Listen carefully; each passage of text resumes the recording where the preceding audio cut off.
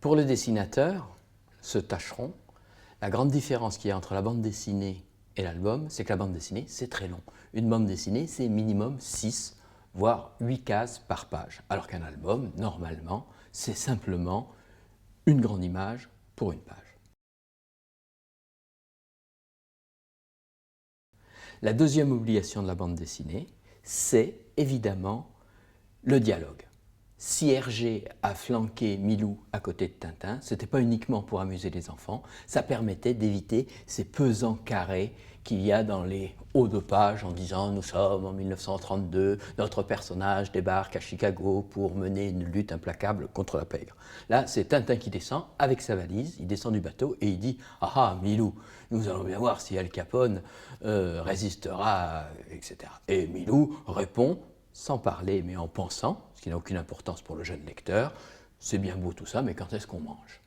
Le lecteur, sans s'ennuyer, a appris que le jeune reporter arrivait à Chicago et on comprend ce qu'il vient faire. Ensuite, c'est l'image qui montre le personnage plusieurs fois.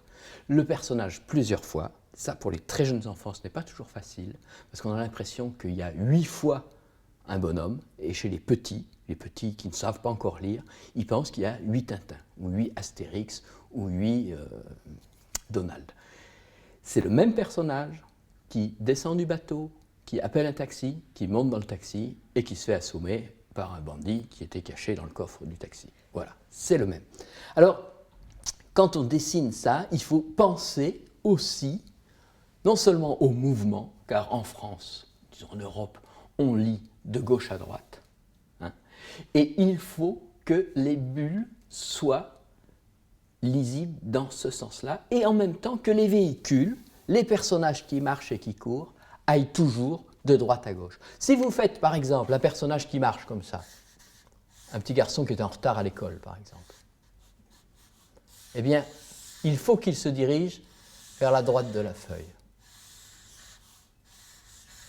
Sinon, on va avoir l'impression qu'il recule.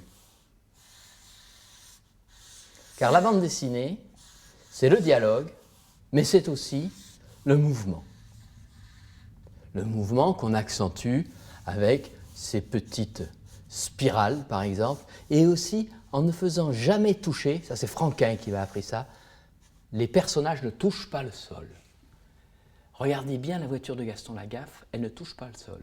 Et chez Hergé aussi. Les expressions, prenons par exemple ce personnage. Ici, les mêmes yeux. On va faire jouer les sourcils. Sourcils froncés.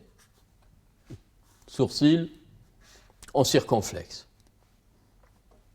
La colère, la fureur, le mécontentement, la tristesse, l'étonnement, la déception.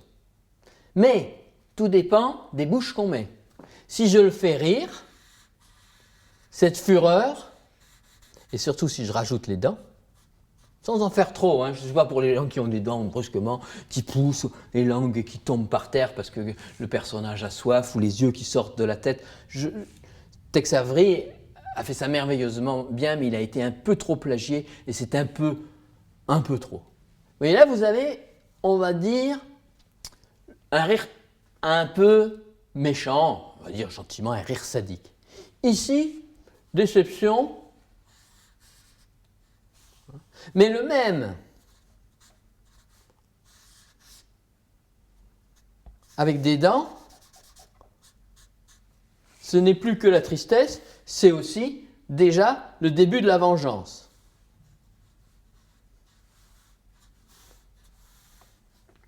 Et puis là, on va faire aussi ça.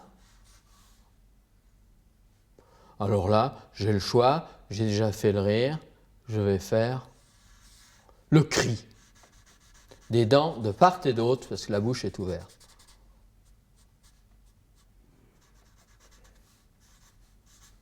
Hé, toi! Tu crois que je t'ai pas vu? Oh non! Il a cassé ma Game Boy. Je vais le dire à ma mère. Tu vas me le payer cher. Évidemment, les combinaisons sont modulable. On peut mettre cette bouche ici et on peut jouer à l'infini. Avec évidemment quelques codes, comme ces fameuses gouttes qui expriment non pas la transpiration, mais la stupeur. On a ça dans Hergé, quand Tintin lit le journal, on voit ces 4 gouttes, on sait qu'il apprend quelque chose de terrible, quoi. Hein? Pour qu'il y ait histoire, il faut qu'il y ait conflit, recherche, qu'il y ait des personnages qui s'affrontent les uns aux autres, ne serait-ce qu'une mère qui essaye de réveiller son fils qui ne veut pas aller à l'école le matin. Ce n'est pas forcément non plus un assassinat. Hein. Mais s'il n'y a pas conflit, il n'y a pas dialogue. S'il n'y a pas dialogue, il n'y a pas d'histoire. Si tout se passe trop bien dans la bande dessinée telle que je la pratique et que j'essaye de la faire pratiquer aux enfants, c'est absolument indispensable. J'ai, dans les écoles de France et de Navarre, dessiné cette image des dizaines de fois pour faire parler les enfants. L'image, à mon avis, est un vecteur de création qui peut amener à d'autres situations. C'est une image va appeler une autre situation. Alors souvent, je me contente de faire ça. Je fais les lacets du personnage. Et pendant que les enfants s'étripent sur le fait de savoir qu'on porte ou pas des cartables comme ça aujourd'hui, je fais ça. Et là, immanquablement, il y en a un qui dit « Ah, son lacet n'est pas fait !» Il va se casser la figure. S'il se casse la figure, il y a des tas de conséquences. On a d'abord la conséquence que j'appelle la conséquence scato. C'est-à-dire que les enfants disent « ils tombent dans une flaque, une crotte de chien ». Ils adorent l'idée du gag caca-bouda. Moi je dis « oui. » tombe dans une flaque, il se nettoie, il s'essuie, même une crotte de chien c'est désagréable, mais ça ne fait pas vraiment une histoire. Par contre, je peux ouvrir le cartable, et comme il était vraiment très en retard, il avait mal rangé tout ça, et il y a divers accessoires qui tombent. Pour les rassurer, je dessine le trottoir, il ne va pas se faire écraser tout de suite. On ne tue jamais le personnage à la deuxième case.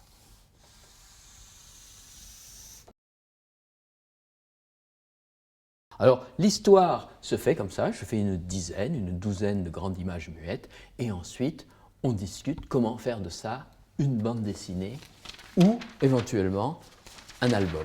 Si nous faisons une bande dessinée, il va falloir faire rentrer ces images dans ce qu'on appelle un gaufrier. C'est une expression que j'ai apprise assez récemment.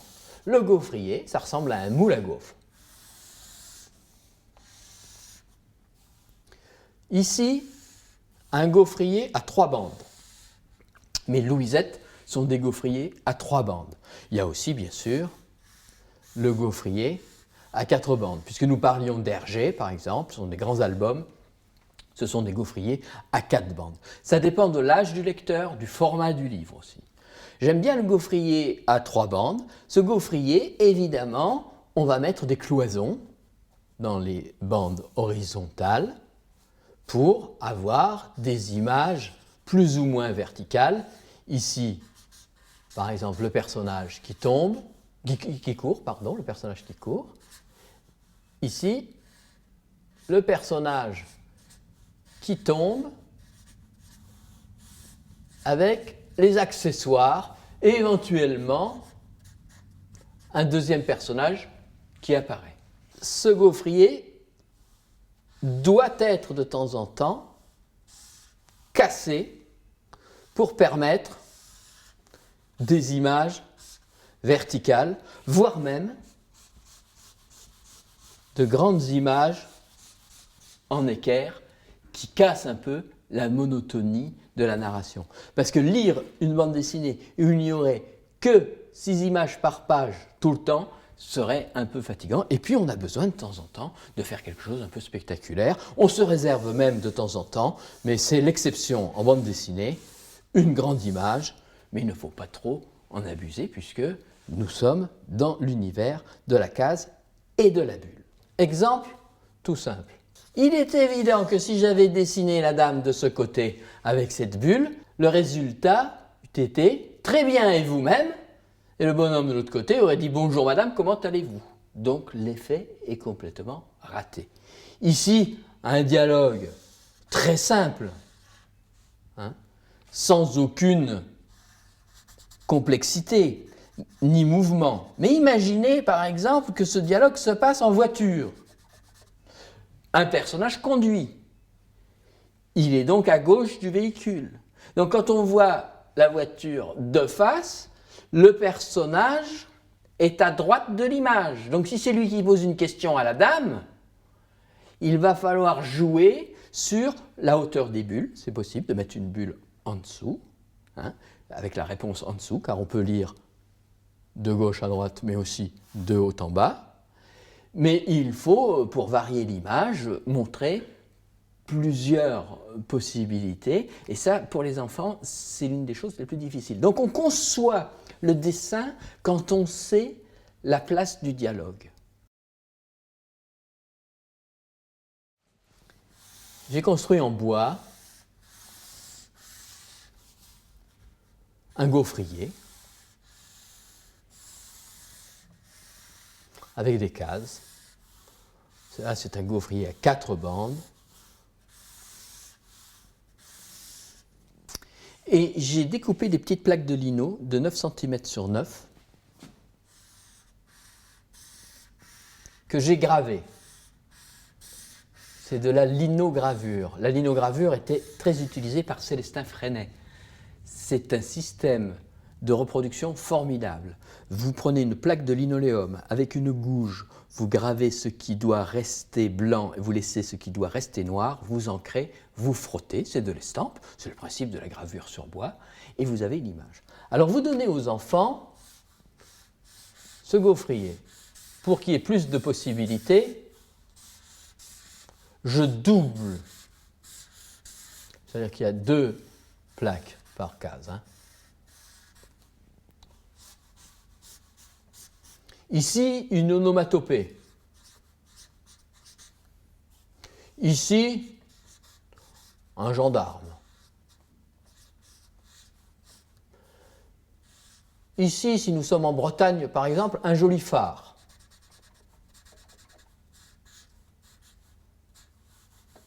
Puisqu'il y a un phare,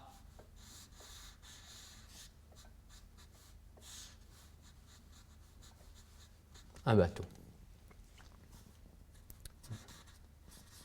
Vous donnez aux enfants ces images. Ils les impriment eux-mêmes. Ça fait partie de l'appropriation de l'image. Ce n'est pas juste je prends cette image, cette image, cette image.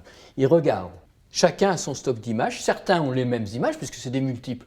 Donc il va y avoir 3 cœurs qui vont se balader, 2 gendarmes, un phare, une tête de mort.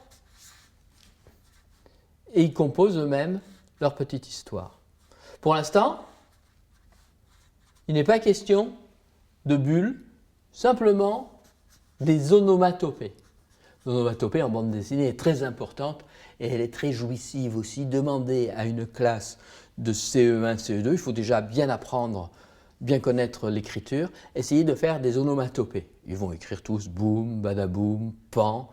Et dites maintenant, essayez d'écrire le bruit du pain qui saute du grille-pain. Schlachlung, schling, schlang. La voiture qui démarre, c'est pas vroom, c'est pour une 2 chevaux par exemple. Une mobilette ne fait pas le même bruit qu'une moto, c'est plus brrr que broum. Alors brrr, vous l'écrivez combien? Combien de L? Combien de I? Et ça, ils sont très forts pour ça. Alors, on arrive comme ça à concevoir des strips, toujours le strip de 4 cases, ou des bandes dessinées plus ambitieuses, et parfois on peut, j'ai fait ça à Bastia, un festival de bande dessinée, obtenir des cadavres exquis qui sont très longs, en s'arrangeant pour mettre des cases intermédiaires qui relient les histoires ensemble. Donc ça peut être un travail individuel, mais ça peut être aussi un travail collectif. Encore une fois, c'est un problème de mise en scène. On leur dit maintenant, tu as décidé que c'était le gendarme qui partait avec la barque pour rejoindre sa belle, qui est une sorcière, par exemple. Eh bien maintenant, il faut que tu dessines la maison de la sorcière, il faut que tu dessines... On peut photocopier des images de la vie de tous les jours, en découpant des journaux, tout simplement, ou même en prenant quelques classiques, une image de Tintin là, une image d'Astérix, de Lucky Luke ou de Louisette ici, et on donne aux enfants, en supprimant le texte des bulles, ces images comme une pioche aux cartes. Et on leur dit, voilà, vous avez le droit chacun à 4 images. Les enfants piochent, ils se retrouvent avec Rantanplan, Louisette, Gaston Lagaffe et une publicité pour le Nutella. Eh bien, ils arriveront à lier le truc si on leur a laissé la place dans les bulles et la liberté d'agencer les images. Les images en strip. Le strip, c'est une série d'images, la plupart du temps horizontales. C'est un art très difficile qui est beaucoup utilisé dans la presse essentiellement parce qu'il faut que le gag qui est là soit drôle, mais pas trop visible pour qu'on ne le découvre pas en lisant l'ensemble de la chose. Donc c'est subtil, c'est une nouvelle dont vous montrez la dernière page au lecteur. Pas facile. Mais on peut aussi faire, pour les débutants, une bande dessinée en 4 cases. Nous parlons là d'expériences qui donnent envie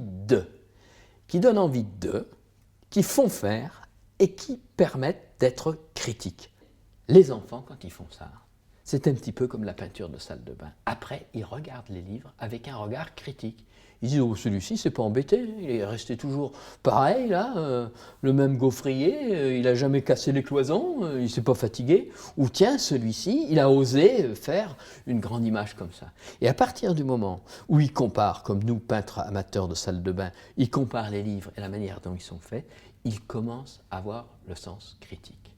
Et ma plus belle récompense dans les écoles, c'est quand un gosse m'amène un livre qui n'a rien à voir avec ce que j'ai dit et qui me dit « Monsieur, vous avez tort. Dans ce livre, c'est pas comme vous avez dit. Regardez, monsieur. Là, le texte, il va sur l'image alors que vous nous aviez dit qu'il ne fallait pas mélanger l'image et le texte. » Alors là, les gamins commencent à regarder, à comparer, à s'apercevoir que l'adulte n'est pas infaillible et surtout à ce moment-là, ils vont commencer à lire des livres et c'est ça qui m'intéresse. Moi, c'est que les enfants rentrent dans les histoires, lisent les histoires et passent de très bons moments avec ça. Et si les enfants lisent, eh bien, on a gagné une grande partie. Moi, ce que je fais, je propose une marionnette, je la dessine, je leur demande de la faire bouger. On arrive à des carrefours, on a des choix entre plusieurs situations, on évite les impasses, parce que de temps en temps, comme je peux le dire, ils voudraient tuer le personnage ou ils voudraient que tout s'arrange aussi, souvent. Ils voudraient que tout s'arrange, que finalement il arrive à l'école à l'heure, personne ne s'est rendu compte de rien.